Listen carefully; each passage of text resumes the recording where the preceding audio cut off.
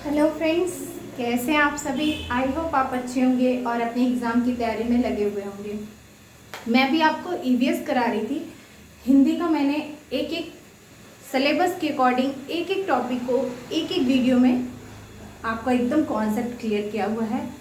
आप डिस्क्रिप्शन में आपको लिंक मिल जाएगा, आप वहाँ से जा कर के अपना हिंदी का कॉन्सेप्ट क्लियर कर सकते हैं।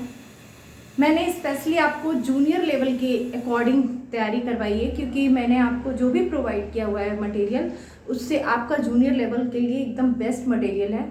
और अगर आपका जूनियर का कॉन्सेप्ट क्लियर है तो प्राइमरी तो आपके लिए एकदम ईजी हो जाएगा, है ना। तो आप हिंदी की जितने भी 15 नंबर के गद्यांश पद्यांश के आते हैं उस टॉपिक को, 15 नंबर का आपका जो हिंदी पेडागोजी आती है उसका हर एक एक टॉपिक का मैंने अलग अलग वीडियो प्रोवाइड किया हुआ है आपको। सेम वैसे ही अभी मैं प्राइमरी लेवल के लिए आपको ईवीएस पढ़ा रही हूँ, और ईवीएस में मैंने क्लास 4th का हर एक एक चैप्टर से आने वाले हर लाइन से जहाँ से भी क्वेश्चन बनने की संभावना थी उसको मैंने A to Z आपको डिटेल फॉर्म में दिया है। डिस्क्रिप्शन में आपको लिंक मिल जाएगा, वहाँ से जाकर आप अपना ईवीएस का कॉन्सेप्ट क्लियर कर सकते हैं। आप अपने ईवीएस के 15 नंबर 20 नंबर का आपका ईवीएस आता है, 10 नंबर की उसमें पेडागोजी होती है, तो आप अपने 20 नंबर को एकदम श्योर कर सकते हैं। आज मैं क्लास 5 का स्टार्ट कर रही हूँ आपको। जैसे मैंने क्लास 4th का, आप मेरा पुराना वीडियो देख सकते हैं, मैंने जैसे क्लास 4th का आपको हर एक एक चैप्टर वाइज दिया हुआ है आपको वीडियो, सेम वैसे ही मैं क्लास 5 का भी हर एक एक चैप्टर से आने वाले हर इंपॉर्टेंट क्वेश्चन को कवर करूँगी, जिससे आपका कोई भी क्वेश्चन मिस ना हो। ठीक है, तो बात करेंगे हम कक्षा 5 की। ठीक है, कक्षा 5 की एनसीईआरटी नोट्स की, ईवीएस की। पहला चैप्टर क्या कहता है? पहला चैप्टर कहता है कैसे पहचाना चींटी ने दोस्त को। ठीक है, पहला इंपॉर्टेंट क्वेश्चन सुनिए। चींटियां एक लाइन में चलती हैं, ऐसा क्यों? तो जान जाइए, क्योंकि चींटियां क्या कहती हैं, ऐसे ही एक आगे वाली जो चींटी चलेगी सेम वैसे ही दूसरी वाली भी चींटी एकदम रो बना करके चलती हैं एक लाइन में। आपने जब भी देखा होगा तो क्यों चलती हैं? क्योंकि जो आगे वाली चींटी होती है वो एक अजीब तरीके की स्मेल छोड़ती हुई चलती है, जिससे बाकी की चींटियां क्या होती हैं, वो रास्ते को पहचान जाती हैं और वो भी उसी की लाइन में चलने लगती हैं। ठीक है, तो इसीलिए चींटियां हमेशा एक लाइन में चलती हैं। कहानी जान चाहिए, उसको हम फोरमैन कहते हैं। ठीक है, जैसे हार्मोन होते हैं हमारी बॉडी के अंदर, वैसे ही एनिमल में फोरमोन होते हैं। ठीक है, तो वो फोरमोन छोड़ते हुए चलती हैं, जिसे हम मतलब सामान्य भाषा में, भाई क्लास 5 का बच्चा तो वो जान नहीं पाएगा कि हार्मोन क्या है और वो फोरमोन क्या है। ठीक है, तो उसमें एक लाइन में लिखा है कि जो आगे वाली चींटी होती है वो एक अजीब तरीके की गंध छोड़ती हुई चलती है, जिसकी वजह से बाकी की चींटियां रास्ते को पहचान लेती हैं। तो मैं यहाँ पे आपको नोट कर देती हूँ, चींटियां एक लाइन में चलती हैं क्योंकि क्योंकि क्योंकि सबसे आगे चलने वाली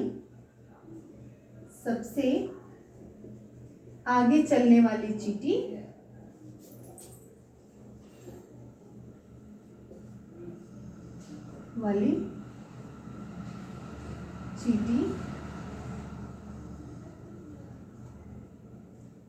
एक विशेष प्रकार की गंध छोड़ती है, एक विशेष प्रकार की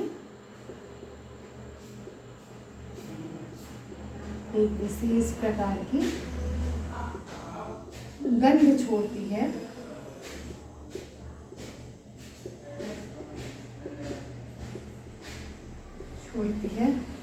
जिससे बाकी चींटियां भी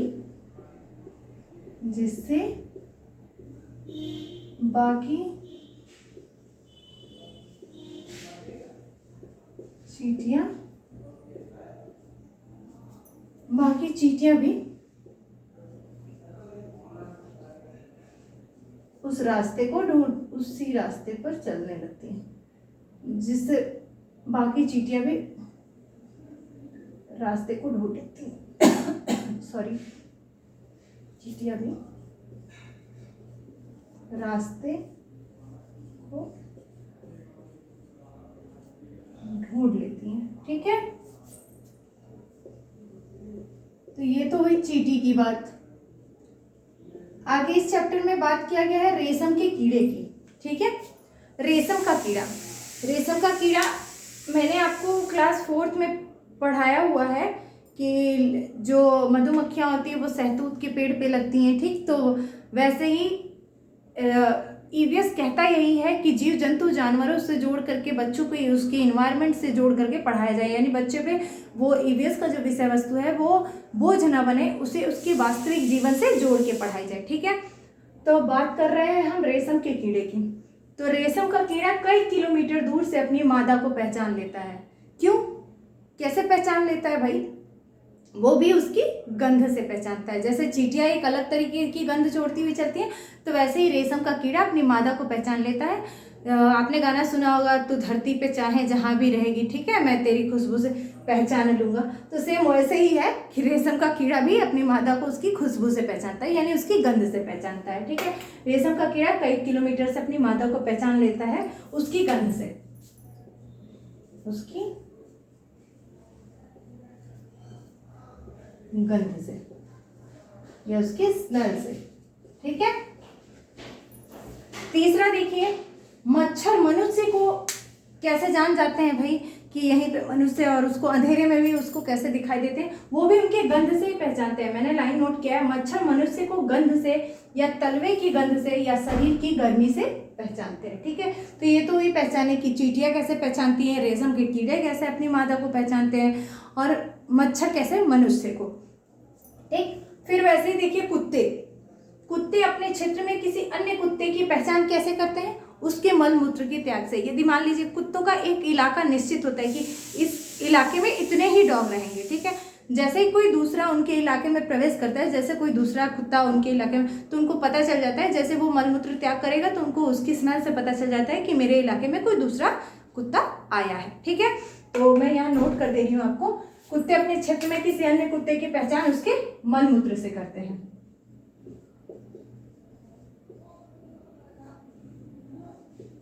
उसके मल मूत्र त्याग करने से करते हैं। जैसे ही वो वहां पे करेगा तो वो पहचान, ठीक है।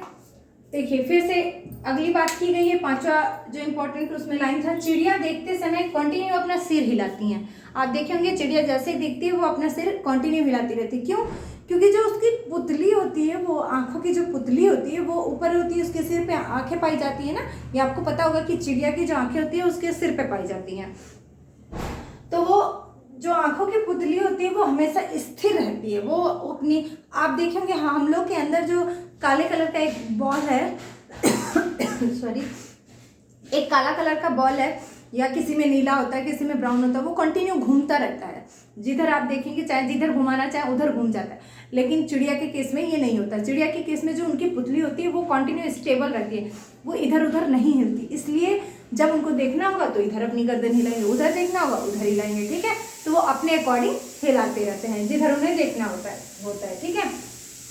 मैंने नोट भी किया हुआ है, चिड़िया देखते समय अपना सिर हिलाती है क्योंकि चिड़ियों की आंखों की पुतली स्थिर रहती है, इसीलिए वस्तुओं को देखने के लिए उन्हें अपनी पूरी गर्दन घुमानी पड़ती है। जैसे मैंने कहा ना कि इधर देखना है तो उधर घूमेंगे, इधर देखना है तो उधर, क्योंकि स्थिर है, आंखें तो घूम नहीं सकती पुतली।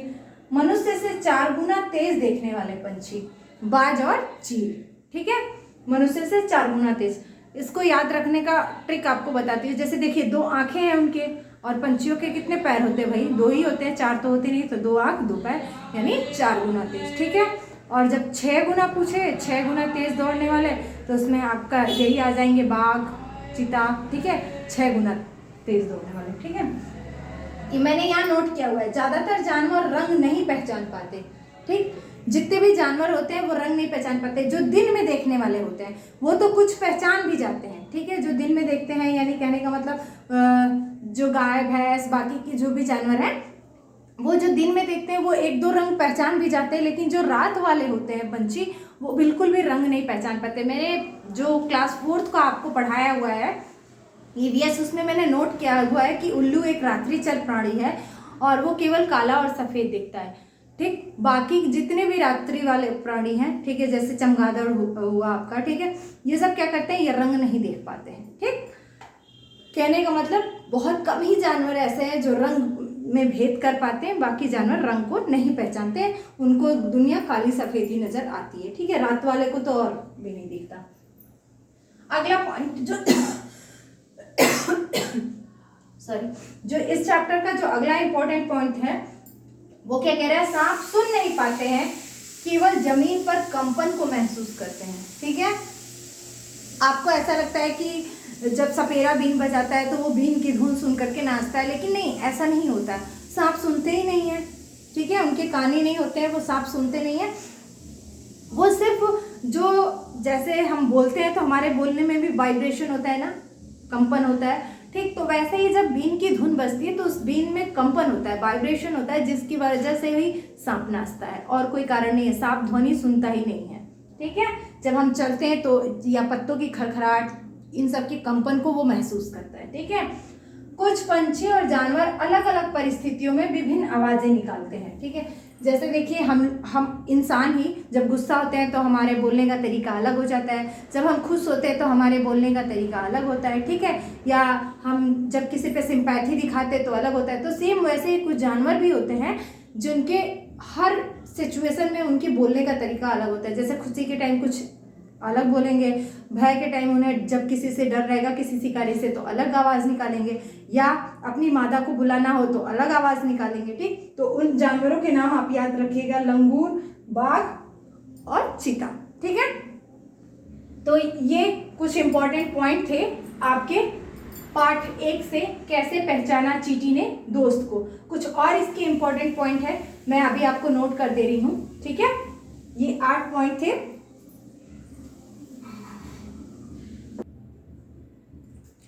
अभी तक मैंने पार्ट 1 में आपको 8 पॉइंट तक की बात की थी। बात करेंगे 9वें पॉइंट की। आपने देखा होगा अंडमान निकोबार में बहुत बड़ी सुनामी आई थी। वो कब आई थी? दिसंबर 2004 में। इस चैप्टर में इसके भी बारे में बात की गई है कि दिसंबर 2004 में बहुत भयंकर सुनामी आई थी। क्यों आई थी और वहाँ के ज़्यादातर लोग कैसे बच पाए थे? जानवरों की वजह से। क्योंकि जानवर, मैंने अभी आपको बताया कि सांप क्या करते हैं, वहाँ की वाइब्रेशन को जान जाते हैं। सांप कंपन से उस जगह का पता लगा लेते हैं। ठीक है, सिर्फ वाइब्रेशन उनको महसूस होती है, कंपन। तो वैसे ही जो जानवर थे वो जानवरों से ज़्यादा जनजातियाँ बच पाई थी, क्योंकि जानवरों को पहले ही महसूस हो जाता है। जैसे ही धरती कांपने लगे, जैसे ही वाइब्रेशन हुआ, तो जानवरों को एहसास हो गया कि कोई बड़ी आपदा आने वाली है, और जानवर अपने आप ही वहाँ के खोल करके अपने आप अपनी रस्सी भागने लगे। तो लोगों को एहसास हो गया कि जब जानवरों की झुंड भाग रही है तो जरूर कुछ ना कुछ, तो उनको देख करके लोगों को भी ये महसूस हुआ, तो कुछ लोग छोड़ के भाग गए। जो वहाँ से निकल गए वो बच गए। ठीक है, तो वही कह रहे हैं अंडमान निकोबार में सुनामी कब आई थी? 2004 में। और इसमें कुछ जानवरों के सोने की समयावधि बताई है कि कितने टाइम कौन सा जानवर सोता है। जैसे छिपकली पूरा एक सीजन सोती है। आप ठंडी में देखते होंगे बहुत कम दिखती हैं छिपकलियाँ। भाई गर्मी में देखिए, जहाँ देखेंगे, चाहे बरसात में देखिए, आपको जहाँ देखेंगे वहाँ छिपकली दिख जाएगी। लेकिन ठंडी में, शीतकाल में जो ठंडी पड़ती है उस टाइम में नहीं दिखती हैं छिपकलियाँ, क्योंकि वो पूरा एक सीजन सोती हैं। ठीक है, वैसे ही जो गाय होती हैं वो कितना सोती हैं? 4 घंटे। और जो पाइथन होते हैं, जो सांप होते हैं, वो 18 घंटा सोता है। ठीक है, और जिराफ केवल 2 घंटे, और बिल्ली जो होती है वो पूरा 12 घंटे। 24 में से पूरा आधा टाइम वो सोने में ही बिता देती है, यानी 12 घंटा बिल्ली सोती है। ठीक है, तो ये रहा कुछ जानवर और उनकी सोने की अवधि। ये पूछा जाता है आपके क्वेश्चन के रूप में। ठीक, तो इसे ध्यान में रखे रहिएगा। अगला जो इम्पोर्टेंट इस चैप्टर में दिया गया है वो है स्लॉथ। सॉरी, स्लॉथ है क्या? ठीक है, जान जाइए। स्लॉथ एक भालू जैसा जानवर है, भालू जैसा ही भारी भरकम जानवर है, लेकिन भालू नहीं है। ठीक है, और ये क्या करता है? 17 घंटा सोता है। 17 घंटा, और वो भी पेड़ की डाली पर उल्टा लटक करके। ये क्वेश्चन के फॉर्म में दे देता है। देखिए, इसकी जो विशेषताएं होती है, जो अभी मैं आपको नोट कर दूंगी फिलहाल, जितने भी इसके कैरेक्टर होते हैं वो ऑप्शन में आपको दे देता है। ठीक है, 3 करेक्ट दे देगा, 1 ऑप्शन रॉन्ग दे देगा। ठीक, तो फिर पूछेगा कि इसमें से कौन सी स्लॉथ की विशेषता नहीं है। तो 4-5 पॉइंट हैं जो इसके इंपॉर्टेंट है, बस आप वही ध्यान रखिए। ये भालू जैसा जानवर है लेकिन भालू नहीं है, और ये 17 घंटा पेड़ पर उल्टा लटक करके सोता है। ये हफ्ते में 1 बार नीचे उतरता है पेड़ से, केवल मलमूत्र त्याग करने के लिए। ठीक है, और बाकी जिस पेड़ पे रहता है वो उसी पेड़ की पत्ती को खाता है जब तक उसकी पत्ती समाप्त ना हो जाए। इसका जो उम्र सीमा होती है वो 40 वर्ष तक ये जीवित रहता है। तो ये 40 वर्ष की अपनी उम्र में केवल 8 पेड़ों पर रहता है। ठीक है, ये थी इसकी कुछ इंपॉर्टेंट कैरेक्टर, मैं आपको नोट कर दे रही हूँ स्लॉथ के बारे में। यह भालू जैसा जानवर है लेकिन भालू नहीं है, ठीक है। ये भालू जैसा जानवर है, भालू जैसा दिखने वाला जानवर है, दिखने वाला जानवर है लेकिन भालू नहीं।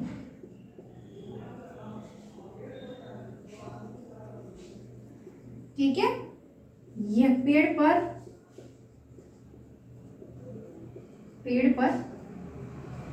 17 घंटा सोता है उल्टा लटक। यह पेड़ पे 17 घंटा उल्टा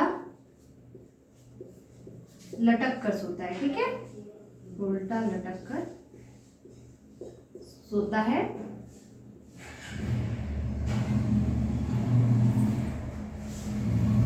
यह अपने 40 वर्ष के जीवन काल में, यह अपने 40 वर्ष के जीवन काल में केवल 8 जीवन काल में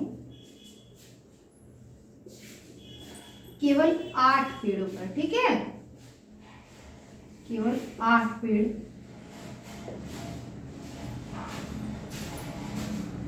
पर रहता है या बदलता है।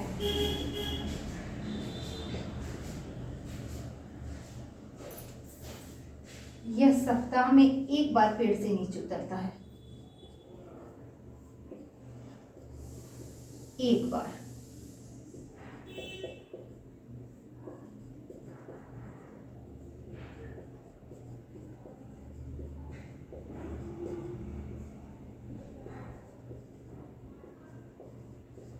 ठीक है, तो ये हुई इसके विशेषताएं। ये भालू जैसा दिखने वाला जानवर है लेकिन भालू नहीं। यह पेड़ पर 17 घंटा उल्टा लटक कर सोता है। यह अपने 40 वर्ष के जीवन काल में केवल 8 पेड़ पर रहता है। यह सप्ताह में एक बार पेड़ से नीचे उतरता है। यही 4 इसकी इंपॉर्टेंट लाइन है। सबसे इंपॉर्टेंट लाइन यही है, 40 वर्ष में केवल 8 पेड़ पे और ये 17 घंटा उल्टा लटक कर। ठीक है, तो आप इसे ध्यान में रखे रहिएगा। ये 3 दे देगा और 1 इसमें से गायब कर देगा, तो आपको पहचानना होगा कि कौन सा उसके बारे में गलत है। ठीक है, तो ये तो हुई स्लॉथ के बारे में। बात करेंगे टाइगर की। ठीक, यानी जो चीता होता है आपका टाइगर, उसके बारे में भी इस चैप्टर में बात की गई है, तो देख लेते हैं। अगर आपको स्क्रीनशॉट लेना हो तो ले लीजिए और मैं फिर इसे इरेज करूं और आपको अगला टॉपिक पढ़ाऊं। एक और रह गया इस चैप्टर में, टाइगर। तो टाइगर के बारे में जान जाइए। टाइगर क्या होता है? मनुष्य से 6 गुना ज्यादा उसकी जो देखने की क्षमता होती है। देखिए, 4 गुना की बात की जाए तो आप चील की, बाज की बात करेंगे, और जब 6 गुना की बात की जाए तो आप टाइगर की बात करेंगे। ठीक है, देखिए हम याद करने का आपको तरीका बता रहे हैं। टाइगर के कितने पैर होते हैं? 4 पैर होती है और 2 आंखें। 4 2 6, यानी कि मनुष्य से कितना गुना तेज देखा? 6 गुना। और चिड़िया के कितने पैर होते हैं? 2 पैर 2 आंखें, यानी 2 2 4, तो वो कितने गुना देखें? 4 गुना। हो गया? आई होप आपको याद रहेगा। पक्षी के 2 पैर 2 आंखें, तो 4 गुना तेज मनुष्य से।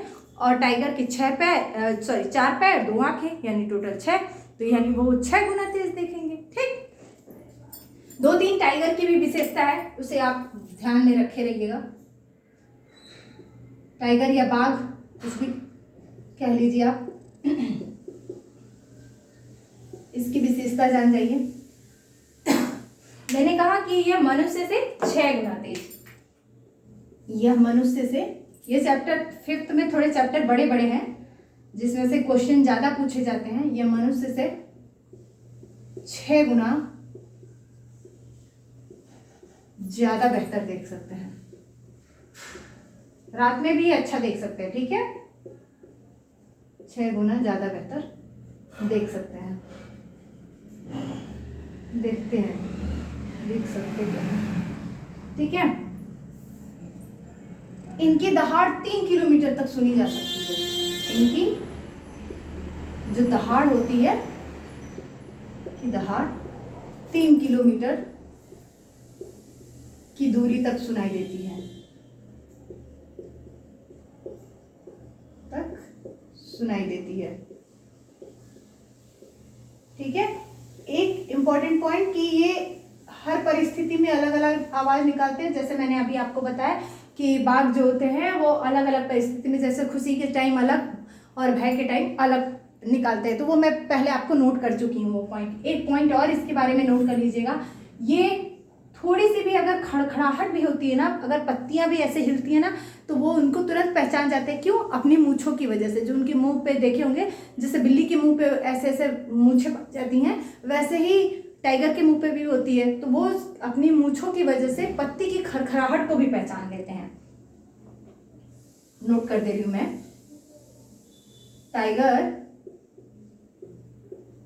अपनी मूंछ से इतने संवेदनशील होते हैं, ठीक है, इतने ज्यादा सेंसिटिव होते हैं वो, मतलब कि थोड़ी से भी अगर खड़खड़ाहट हुई तो वो जान जाते हैं कि कोई जंतु वहां छिपा है। ठीक है, टाइगर अपनी मूंछ की सहायता से, मूंछ की सहायता से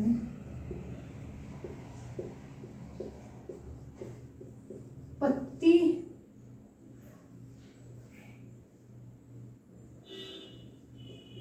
की खरखराहट को भी जान जाते हैं।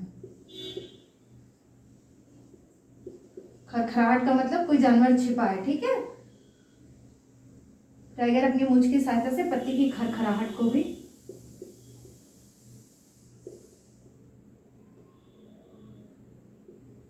जान जाते हैं। ठीक है,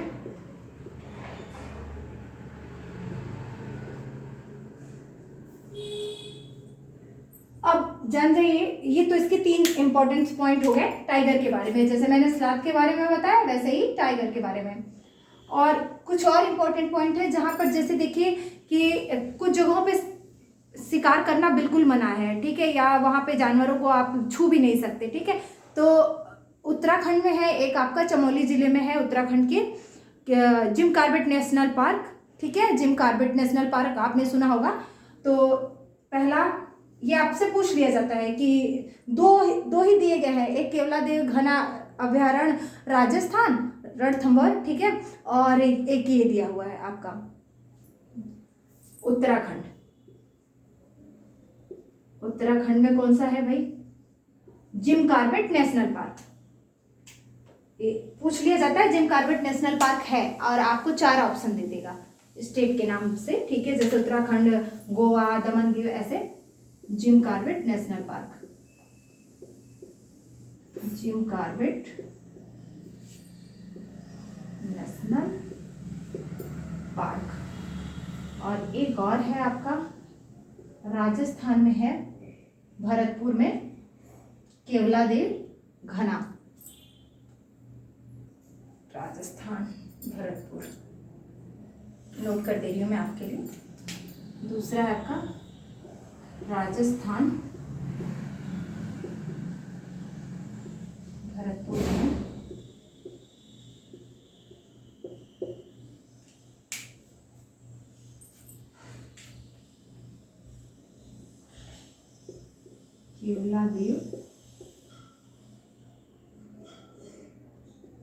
केवलादेव घना अभ्यारण्य। ठीक है, ठीक, ये दोनों के नाम आप याद रखे रहिएगा, उत्तराखंड और Rajasthan, Jim Corbett national park, और राजस्थान में आपका केवलादेव घना अभ्यारण्य। ठीक, तो ये तो हुई पार्ट 1 की। आप अलग अलग पॉइंट सारे जानवरों के बारे में जाने, टाइगर की विशेषता जाने, स्लॉथ की विशेषता जाने। आई होप आपको ये वीडियो अच्छा लगा होगा। अगर आपको वीडियो अच्छा लगा हो तो मेरे वीडियो को लाइक करें, मेरे चैनल को सब्सक्राइब करें। Thank you for watching.